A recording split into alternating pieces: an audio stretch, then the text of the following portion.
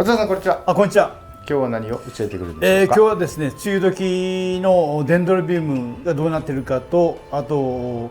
高値が伸びてきたんで、それをですね植える方法をちょっとお伝えしようかなと思っております。よろしくお願いします。よろしくお願いします。これがですね、デンドロビウム去年の、秋だったかな、焦げ玉をですね3分の1がバチッと切って板につけたやつですね。これがなんと12月に3回凍りました。この店で冬越しするの初めてだったんで、国道沿いで結構あったかいだろうと思って、実証実験で外にずっと12月もですね吊るしていたんですけど、寒気がだいぶ強くてですね3回ぐらい凍ってしまいました。で、もちろんこの焦げ玉も凍ったし、このバルブも全部凍ってですね、凍ったすぐは何ともないんですけど、2週間ぐらいしたらですねバルブが結構傷んできて、もう一時期もうダメかなと思ったんですよ。でダメかなと思ってですね、これ相当ダメージ受けているなという感じだったんですけど、ここですね、今年の春になって再生し始めて、花は咲かなかったんですけど、高芽が出てきました。下からもですね新しいバルブも出てきて、枯れることはなくてですね、順調に回復はしてきてくれるのかなと思っております。本当だったら凍らさなければこんなバルブにですね結構今年の春に花が咲いたんでしょうけど、実証実験はですね外で凍らせたらダメよという結果が出ましたんで、皆さんもですね外で凍らせることはちょっと気をつけた方がいいかなと思っております。都会のベランダで霜が当たらないようなところであれば別なんですけど、ここはですね去年マイナス4、5度になりました、外がですね。で本当にバルブごと凍ってカチカチに凍ってしまったのがちょっと悪かったのかなと思います。それでもですね本体は枯れずにこうやって再生してきているんで、逆に凍ったから新しい、バルブが下からニョキッと出たのかもしれないしですね、高めも出てくれたんで、いい方に考えようかなと思っております。ですからいい方に考えてですね、生き残ってくれてありがとうと、新しい高めも出てきてですね、これからも増やせるようになってきたことに感謝したいなと思っています。生きててよかったって感じですこんな感じです。本当にもう外にですね4、500鉢を出しとって、もう4、500鉢とも凍ってしまったんで、一時期はがっかりしたんですけど、なんとか再生してくれたみたいですね。またこれもですねこれからしっかり育てていきたいと思っております。高芽をどうやって植えるかを伝えていきたいと思います。1回やったんですけども、ちょうどですねこれぐらい根っこが出てきたぐらいですね。根っこが4、5本出て3、4ミリに成長したところでもぎ取ってから植えたいと思っております。こんなやつもしっかりもぎ取ります。根がしっかりしてますね。もう梅雨時にバーッと伸びてきました。この根っこがですね、もう1週間で結構違います。1週間の伸びがですね、あんまり伸びすぎると植えにくくなるんで、株としっかりしてもぎ取ると結構きれいにもぎ取れます。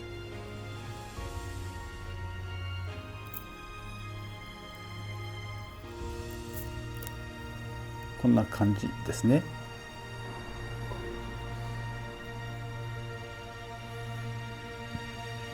下の方にも高芽が出てるんですけど、これはですねもうこの株に根っこを伸ばさせて育てたいと思うんですよね。で今年咲かなかった分は来年咲いてくれる可能性もあるし、しっかりバルブがですねふにゃふにゃになってなくて硬いんで、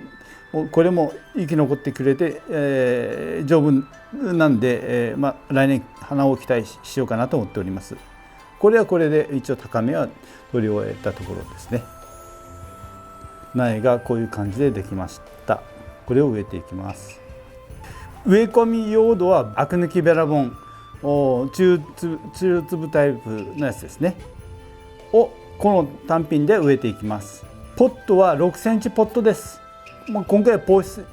ポットじゃなくて普通のホームセンターで売ってる6センチのポットを使います。で今回もですね、これに3分の2ぐらい入れて、これも今回も片側だけにちょっと寄せます。蒸した方をですね鉢の方にくっつける形、端っこに寄せてるんで、これにちょうどフィットするような感じですね。入れていきます。で端っこにポットの端っこに苗がついているというような形ですね。でそれにべらぼんを入れていきます。で株元はあんまり埋めません。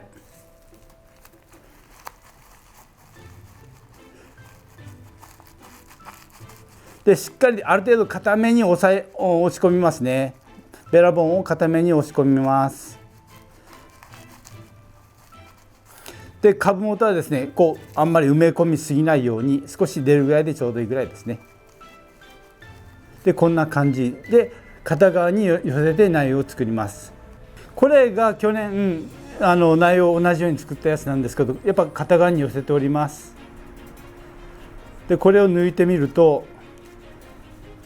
根っこがですね、端っこに寄ってるんですよね。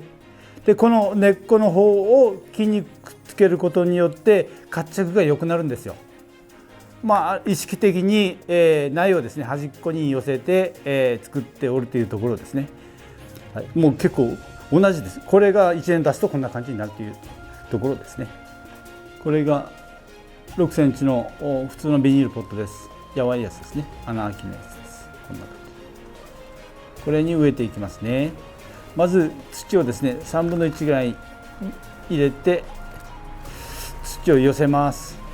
こんな感じで、3分の2ぐらい入ってるな。3分の2ぐらい入れてちょっとこれも押さえます。押さえてから、このべらぼんをですね端っこにちょっと寄せます。端っこに寄せます。こんな感じになっていますね。でそれに、この苗ですね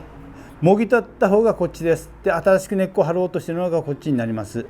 その新しく根っこを張ろうとしているのをちょうど斜めのところにして、でこのもぎ取ったところをポットの端っこの方に移しますね。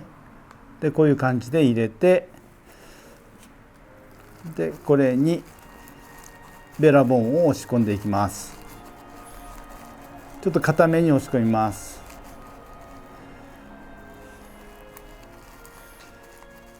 で固めに押し込んで根っこはですねこう完全に埋まらないように、特にこうバルブごと埋めないようにした方がいいみたいですね。こんな感じです。これでしっかりこう押さえ込みます。押さえていきます。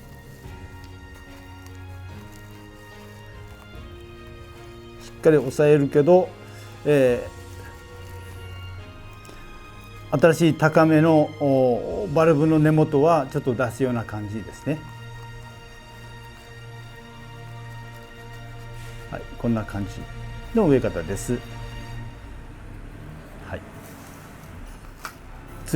べらぼんを3分の2ぐらい入れて押し込みます。押し込んでちょっと片側にこうべらぼんを寄せていきます。寄せていって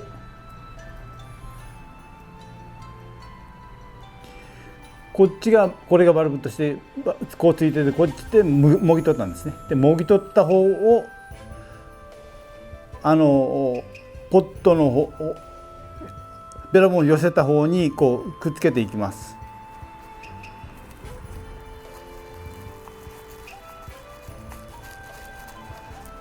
でこんな感じで少し固めに押さえ込んでいきます。押さえ込んでいます。あんまり深植えはしないようにしてこう押さえ込んでいきますね。これがバルブの根っこですね。少し見えてるぐらい、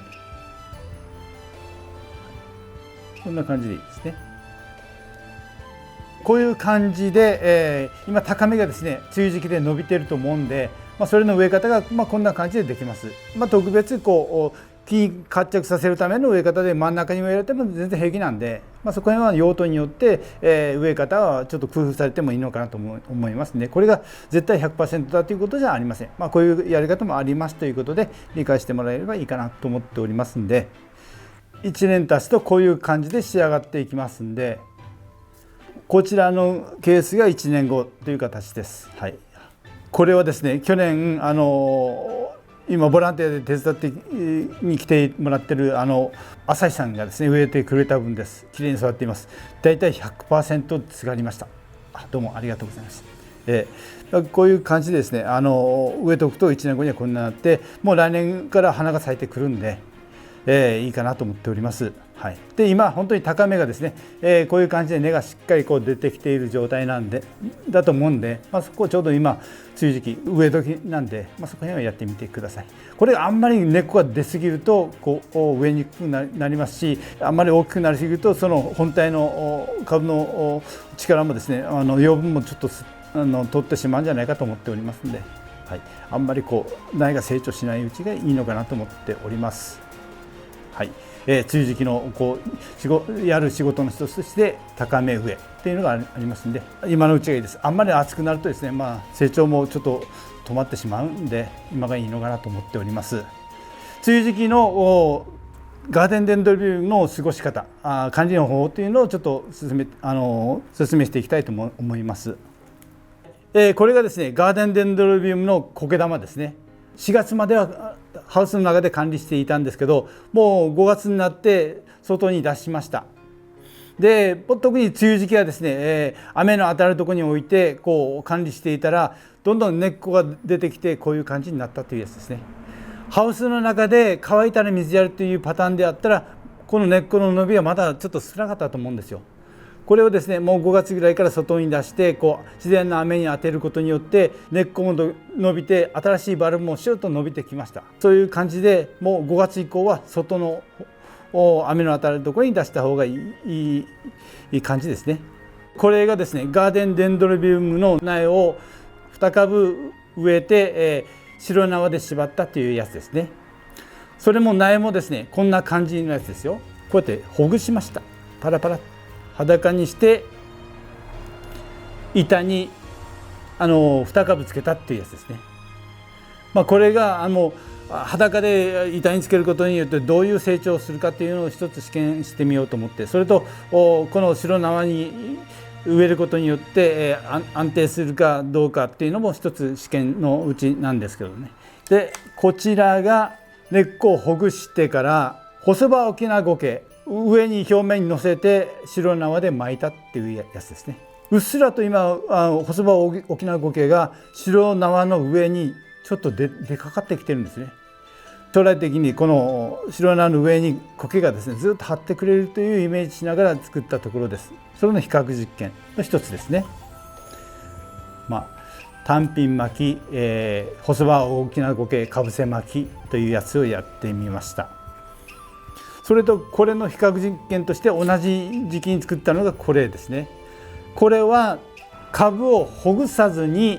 そのままつけて細葉沖縄苔を上からかぶせて巻いたやつですね。これとこれどうなるのかなと思って作ったところでした。根鉢をつけた方がいいのか、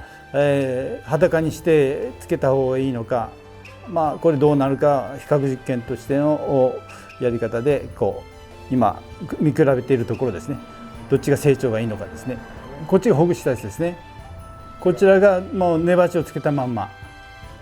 両方とも細葉沖縄苔を上にかぶせて、白縄で巻いたっていうやつですね。